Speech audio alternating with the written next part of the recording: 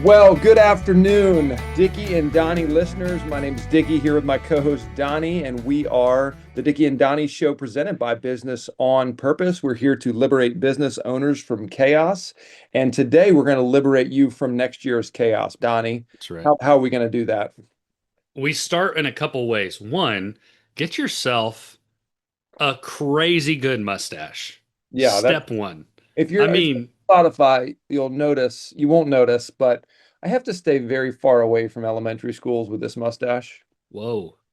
Yeah, yeah, it looks a You're little. like a good brewery, It better looks a kept little. away from lower school education. That's Yeah, right. That's right. yeah. Yeah, I got in my Um, truck this morning and sent Donnie and a couple of guys a video of me getting in my truck with coffee and mustache and just felt like I was a working man. It just felt like I had the chops to do what I needed to do today. you do have the chops, Dickie. You do have. Yeah, You but need it to just know that. felt, You I need to go felt to good. sleep, wake up, and eat every meal knowing that you got the chops. I just felt good. I felt like, you know what? We're here to work today. Let's go.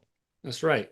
He's got the chops, drinking his Perrier. I mean, those are Pellegrino and my, Pellegrino. Sorry. yeah, Sorry. Pellegrino.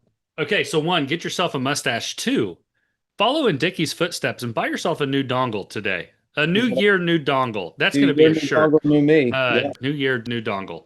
We were at the Build Expo here in Charlotte, the Queen City. Congrats to the Charlotte FC for making the playoffs again. Went to the game on Saturday, had a blast. Yeah, that's big time. Uh, Pepas. we were in Queen City. Scott Beebe was here, and .db. I shared my dongle, and my dongle made it back with Scott. That's what happened. Dongles are like socks. I've said it before, I'll say it again. Dongles are like socks. They just Mhm. run away. That's one of the probably 17 things they have in common. And I won't say any of the others right now. I'll keep you guessing. That's But right. yes, let's talk a little bit about non-negotiables for a business owner when it comes to prepping for a new year. Prepping for a new year. So I don't know about you, Dickie. We primarily look at this when we think of calendar year. Like, yeah, let's do this for January. I think there could be a small argument for if you start in August, there's a fiscal year, maybe do that. But taxes don't run that way. So we primarily look at the time of this recording, it's the end of October. At BOP, we walk all of our clients through what we call annual prep week. It's actually a series of weeks, and it's in November, prepping for the next year so that you don't wake up January 1st and you're like, crap, I didn't prep for anything, but it's Did, busy. did we screw that So up? I mean, if it's prep week, but we do it for 3 weeks, wouldn't it be prep month? I mean, I'm just so it thinking. started off, it was three back-to-back days. Think of that. Oh, okay. What we do now in three back-to-back weeks was three back-to-back days. And I think it was like, hey, maybe we need a little break. So I think we kept the name prep week, but yeah, it's mostly prep month because you throw in Thanksgiving at the end. And I mean, we're all turkeyed out there at the end and we're not prepping for anything. So we have a series of how we prep our owners through this. And but what we want to talk to you about today on the Dickie and Donnie show, all of our listeners, our millions of listeners, shout out to the North Greenville boys listening up there. I know they're MGB. intricate. We also got stickers today. These are pretty fun. These little things. One made it to the back of my computer. So here are the three non-negotiables if you're a business owner, right? Non-negotiables. I'll say them, then I'll walk through them a little bit. Number one, you need to update your vision for the new year. Update your vision. Number two, annual budget. Annual budget for the next year. And number three, and this is a three-tiered number three. I need you to review your org chart, have defined job roles, and have daily scorecards for each job role. Like we need to do an audit of what our people are being asked to do and what they think they're being asked to do. That needs to mesh. We need that going into the new year. So Dickie, when you think of vision clarity, vision prep for the next year, what are some of the things you walk through with your people of, hey, these are specific areas, we've written out a vision story, it's multi-year. What do we need to do for this year? Yeah, so I mean, I hear your three things, and as a business owner, I'm probably thinking like, oh, well, we got all that. We're good. We got a vision, we got a direction, we got a mission, we got a budget. I follow it sometimes, and we got an org chart. We're good. We don't need to think about it. And in my experience, we've heard this phrase, the greatest was it the greatest fallacy in communication is to assume it happened. Most of my business owners, Sounded good. yeah, most of my business owners live in their head. And they think, well, I know all these things. Why do my employees or my team, my staff, they should know this just like I know it. Now, I eat, sleep, live, breathe my business. And so, of course, I know what's in my head, but a lot of this stuff doesn't either get written down or communicated or talked through or digested. And so it's not just do you have it, but are you engaged in it? Does your team know it? How well would your team be able to direct your vision story? So vision story is going to be the target, GPS coordinates, where are you going? How are you getting there? Who's with you? Hmm. What's the ideal way to get there? What are the red flags along the way? What are the milestones? We want a big, full, detailed picture of where my business is headed. Is it going to be one franchise, 10? Is it going to be 60 employees or six? Is it, do we do barn dominiums or do we do she sheds? Right? Dickie and Donny sheds getting off the ground. It is about to get off the ground. We have more coming later there. It is about to get off the ground. We're not just talking shed either. Like we're actually doing something about this. So yeah, I think one practical because you mentioned, are we doing, one branch or 10 locations? Do we want 6 or 60 employees? Those jumps seem huge. So if you don't relate to that as a business owner, here's where it's to you. Man, last year I was 50% spec home, 50% custom. This year I want to be 40% spec, 60% custom. Great. That means you say no to a little bit less spec. And this year we're going to say yes to more custom. We're intentionally going to deny, or we're intentionally going to sidestep that potential profit to go where we want to go. Right. So there's all these different metrics. It's not necessarily I need to go from 5 employees to 50. We need to 10x our staff this year. If that's you, great. But we're talking little things. By the end of this next year, I really need to hire a director of operations that can run a lot of this stuff without me. Great. So where's that step in January? Like, what does that look like? It's not necessarily these big jumps, but yes, if you think, well, I know where I'm going, we're just going to do the same thing we're doing this year. Well, the next year you'll be in the same chaotic spot this year, having missed all of your kids' games and not able to make it to your Thanksgiving party. That's a thing, right? Mm. Whatever it is, but nothing changes if nothing changes. So we do want you to pull up and write out a vision. 7 step. You need help? Reach out to us at businessonpurpose.com and we'll And we'll be and I'd happy to also get say most people think if I just work harder doing the same thing, eventually I'm going to get there. They really believe that. And I Yeah, they think I do. believe that It's too. I fair. just need to keep going and keep moving and working harder and getting some more things done. And I'll get to that place. But in our experience, if you don't set targets, if you don't set milestones, if there's nothing to hold your team accountable to, how will you know that Hmm. you're making progress in your business? Dickie, we have a lot of baseball fans amongst our coaching team. A We lot of do. baseball fans, and I grew up Love big baseball. baseball fan. Now I don't love watching it. Right? I didn't grow up with a team. Indiana didn't have a team other than the Indians. Shout out AAA ball clubs out there just trying to make a living. But it's similar to if you're in the outfield, someone hits it past you to the fence, and you got a guy rounding third. Like you got to hit your cutoff man, and you're like, yeah, but the ball was gonna get home eventually. Sure, way after the runner scored. So Interesting. will the ball get there? Yes. Will your vision get there? Maybe, maybe not. But hitting these short cutoff men allow, or women allow you to get there. I didn't mean it like Ashley Hayes, I didn't mean it like that. You guys are wildly powerful. That is not a knock on women. But yes, you got to hit your contact person, which is these short term goals. So, Did you see that um, bullet from the catcher to the second base? I think it was the Mariners game last week that, on a steal, yeah, he tried to steal, and it was like the ball ended up at the guy's foot, and he caught it and tagged him. It was one of the most beautiful baseball plays I've ever baseball's seen. poetic, man. I People don't don't, know that. I Baseball's think poetic. baseball's kind of dumb, but I saw that and I thought, that's incredible. That is an amazing feat of what they I do. was I played ball through high school, and as a freshman, I got to watch. He was a senior. He ended up playing multiple years in the professionals. Got drafted first round, went to college, all that. Like Big Ten Player of the Year. He's this elite, like, and then ended up playing as a catcher for a dozen years in the pros, which is big deal, right? Best baseball player to ever come out of my school. And I watched him as a freshman. They made it to the state tournament because they had this dude and a couple other cats that were pretty good. And I was watching him. You warm up on the foul line, right? So you got home plate and it fouls out like this, and you Mm. warm up kind of on your. And he's sitting there and he's in a squat position. He's just taking a few like practices where he'd catch it, get on a knee, and throw it. And it was like, oh, that looks pretty good. And then there was one where he just started on his knees with the ball and threw it, and the dude was standing at the fence, which had to be, it wasn't a full 300 because of where he was located, had to be 200 plus, 250. And that thing did not get above 15 feet in the air. I'd never, and I've played ball my whole life, I had Just never inflate. seen anybody throw it like that, especially without a crow hop. Like it was just, that was his arm. So you talk about a pop time, that dude at catcher, That is man, cool. crazy. I remember sitting there Catchers as a are cool, freshman being man. like, that's Yeah, wild. yeah. And then he ended Catch- up in the pros, and you're like, I saw it. I saw it that I year. could see that. I see why that happened. Now you're Um, missing a baseball hat. Speaking of baseball, we've got I one over am. there. And I'm leaving this for someone. I'm waiting for a listener of Dickie and Donny to send me their business's hat, and it will be right here. Is By the that a way, that BOP is top left? what? Is that a BOP hat right there? This one? Yeah. No, this is Mm. Premier Pool and Spas. They build pools, repair pools and spas. This is Hilton Head Christian Academy, an educational institution. But this is prime real estate because when you think of where my head's located, there are a lot of these that don't get airtime, right? They don't get it. There are two BOP ones in the middle. I need some more. But this one I'm saving. So if you send me your hat, Maybe you could offer a sponsorship to the Dickie and Donnie show. yeah, We'll highlight your hat. It could be yellow or orange. I mean, I do have a Diet Coke hat I should put up there so it looks like I'm coaching Coca-Cola.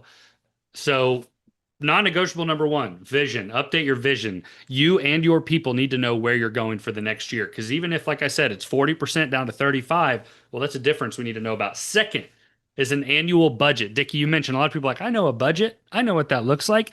No, no, no. Do a review of this year's budget. We set it with the goal of making 4 million. We were at 3.9. Well, where were we on our budget line items? And then next year we're projecting 5.2 because we have amazing forecasting. Great. Put 5.2, measure that with the same percentage your current budget line items are. For instance, if marketing, you're a $2 million business, you spent 20,000 on marketing this year, you're running at a 1%. 1% of your total income was spent on marketing. So if we're going to make 5.2 next year, are we spending 52,000 on marketing? Run through every single line item based on this year's percentage. If we were to mirror this year to next year and line it up, there are some things your rent space probably won't go up at the trajectory of your income, but your mm, marketing might need to, your shipping might need to, your gas might, right? There's all these things. So sit down. It doesn't take but 30 minutes. That's what's wild. Sit down, mirror them up, use formulas, run the numbers, and just see what does next year look like. Because with next year's expected income off of this year's percentage per budget line, where does that leave us net profit next year? Is that a number we're happy about? Do we need to look at getting more than 5.2 or do we need to look at cutting expenses? Because mm. it gives you the clarity to actually chase after something. The other thing it does, and if you say you've got sales and contracts into next year that look like, yeah, we're pretty confident we're going to hit this budget, right? If I know I've got an extra 30 grand in marketing or an extra 10 grand, I can make decisions about what's the best use of that money. Because most of Yeah, the time, something comes across and you're like, that's too much money. I can't do it. Well, why not? I don't know. Just sounds like a lot of money. Well, if I've got a budget to tie to and I've got places for that yeah, money to go, then I can make thoughtful decisions yeah, around what's going to make the impact in my vision to get me to my target through these resources. Great. yep. And I think if you're to go like budgeting 2.0, if you're a client of BOPs or you do the profit for you have multiple bank accounts, then on top of annual budgeting, look at your bank accounts, study your bank accounts, study at what percentage you've been drawing or flushing, and do your studies of, okay, I've been doing 75% to cost of goods. And then I've been doing, 61% to operating expense, but it looks like I'm a little fat here. What if I adjusted these going into do a full audit, look at your forecasting, see what's working, what's not working. This is the time to do it so that next year you can go in and even if it's not the approach you use for the next dozen years, it gives you a new approach to the year that's more educated and probably more accurate than what we did this year. Great. Do that every year. Get 1% better. What is it in Atomic Habits? Something of aggregate gains. He's Mhm. talking, if you get 1% better at everything, you'll be better than anybody. I It's can't remember what incredible. it's called. It's Yeah. about a cyclist team, but still, you'll know Atomic Habits. Great book. I digress. Number three, non negotiable, three tiered. Do a full audit of your org chart every year. You got 2 employees, you better know their job roles and you better have it down to what you're expecting them to do each day, and they better know that. If you have 30 employees, you better know what all 30 people are being expected to do, what your job role tells them they're doing, and what they're expected to do every day. So it needs to be an org chart with documented job roles down to a scorecard of every day what we're looking at. Like that needs to be known. You said it earlier about communication, right? Where we don't the biggest hit to communication is assuming that it's done. Well, me for Dickie and Donny Sheds, co-owner of Dickie and Donny Sheds here with Dickie, if we have a business development role, the worst thing we could do as business owners is assume he knows what he's expected to be doing. Mm, Like, well, we want him out doing 10 hours of outreach to new clientele a week. mm. And he thought it was his goal to just hit a certain number, which means when that number dries up, we don't have months and months of new contacts being right. It's the assumption. So, what is every role expected to do? Do an audit. That should be part of your annual performance as well. Reviews of just making So the org chart with clear. clear role areas, with defined uh, Yeah.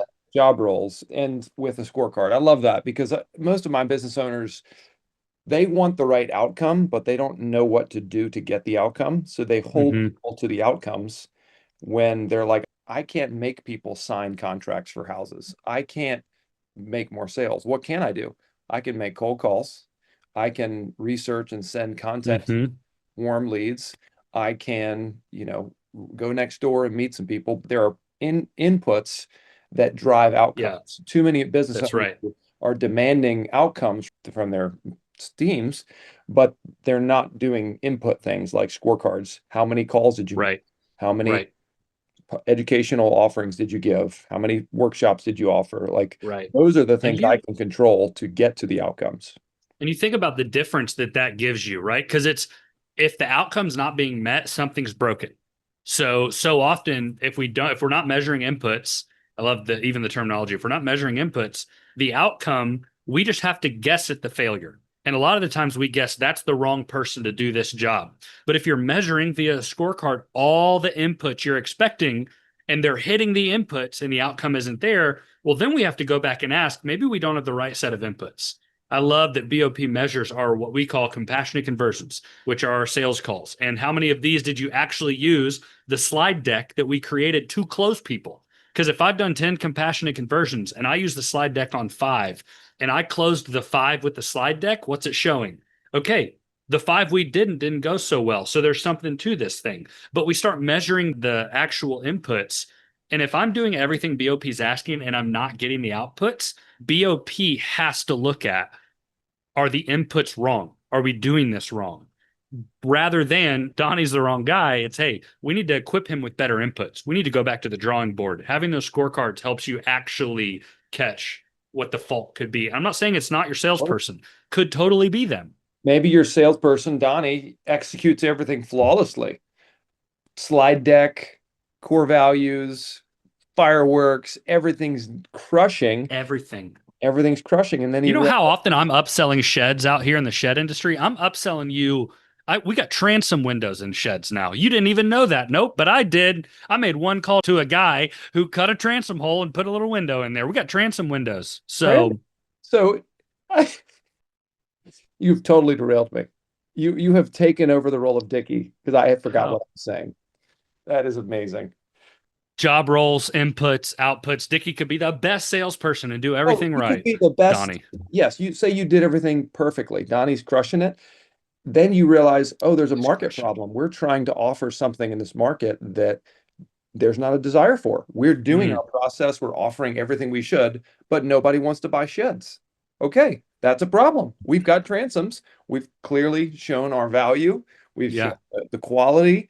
And if we're not getting sales, maybe there's not a market for it. So this, yeah, yeah. And that's so good. And I'll say this, if you can, when you go to dickieanddonnysheds.com and you get to your cart, you'll see a promo code. Donnie's Crushing It will get you 10% off of your next shipping. You'll coincidentally also see a small upcharge in the actual product to be about the same amount because we're getting what we're owed. But when you go to dickieanddonnysheds.com and you go all the way to your cart and you buy your 7 sheds because you and all your family needs them, Donnie's Crushing It will get you 10% off of shipping. should we go ahead and announce our intentions to launch a business direct to consumer on TikTok and YouTube? I mean, is that season No, three? no, because at the time of this coming out, This will it's be a at Friday. We will 31. do our very first ever Monday post. It'll be a one off post. And it will be similar to when LeBron James sat down and made his decision the first time. That was not a good decision. That did not go well. Do Don't you care. remember We're that? taking the Were model. you 10 when that happened? How old were you when he When came out and said, "I'm did taking my talents to South Beach"? made his You first? you were literally in middle school. What do you call that? His first announcement Yeah. on TV? Said, "I'm taking my Uh, talents to South Beach." It was like late. LeBron James' first national was December 12th of 2002. I was gearing up for my first semester finals of third grade. Um, that was my third grade year, I which was my in teacher, college. Mr. Day, the only male homeroom teacher I ever had, which worlds collide. I remember learning where Mr. Day lived because my mom and I were driving to baseball practice, and I looked to my left, and there's a man standing on top of, no joke, a shed in his backyard, and it was Mr. Day. And I learned that he lived there because he was re-roofing his shed. We also will handle your roofs at Wait Dickie a and Donny minute. So Sheds. we've got LeBron, sheds, and baseball. You have merged all of our themes today into an epic story about Mr. Day. Welcome to Dickie and Elmer's podcast because I'm like glue. I'm like Elmer's glue, and I just stick it all together. That was Like, incredible. I mean, just thank you, that was thank you, masterful. thank you. So wrapping up Uh, this three things you need to prep for 2026: vision, budget, org chart. The last thing I'll encourage you to do once you've done it, so say I write my vision, if I don't have another date, if I haven't calendared another review time, mm, it's going to get lost. throw So it on I there. need to build in rhythms and cycles of, maybe month one vision, month two budget, month three org chart, and we've done one every quarter. And so maybe you review with your team at a team meeting, review with your executive meeting on a monthly So basis. good. But you've got to have times to review this. Otherwise, it's going to get lost, it's going to get forgotten, and no one's going to Nailed it. remember the Which we length. use the anchor for that. So that was one thing. Honestly, you get all annual prep. The anchor would be the one thing I would recommend, but I don't want to assume that everybody has an anchor. So that is what I think we've done a Dickie and Donnie on the anchor before. If not, I'm sure we'll do one soon. But I do want you, speaking of putting things on the calendar, one Monday from today, 3 days, you will be getting the announcement. The announcement. The announcement. Dickie and Donnie Sheds might be coming to a yard near you. We Or maybe we've done an offshoot and it's not Dickie and Donnie Sheds. Maybe it's Dickie and Donnie Crutches. Because who makes those? Somebody. Maybe it's us. We hold up your we hold your life up. yeah, we're rehabilitating you in your worst moments with a shed. And we'll go where we don't nobody else wants to go to your armpit. We'll go straight there. We're gonna add deodorant stick to it. We're taking our talents to Hong Kong, and that's the way we're going to drop ship our sheds. Ong kong. All right. Well, Till next time. we need an offering to our prize listeners. Is there an opportunity for them to engage Dickie and Donnie on a Friday for a couple hours to run through their 2026 prep? Yeah. Would we offer Yeah. that together, or is that something we need to offer? They get a Yeah, Dickie or I think you said a couple hours. I think we can. One thing we're prepared to offer because we're appropriately unprepared is Dickie and Donnie HD, which stands for half day. So if Mm, you want a Dickie and Donnie HD session, you just let us know. You can email Shawn SHAWN at businessonpurpose.com. He handles all of our HD scheduling. And we right. will gladly get you scheduled. All we would demand of you is that we record it and post it because people need to see real business happening, which is another foreshadowing. So, That would be pretty epic. anyways, until next time, Okay, Donnie, have a great afternoon, and I'm sure good I'll luck with talk your to you in the dongle. next Hope it 18 gets months. fixed soon. Yeah, I'm gonna go ahead and order that dongle. All right. See ya.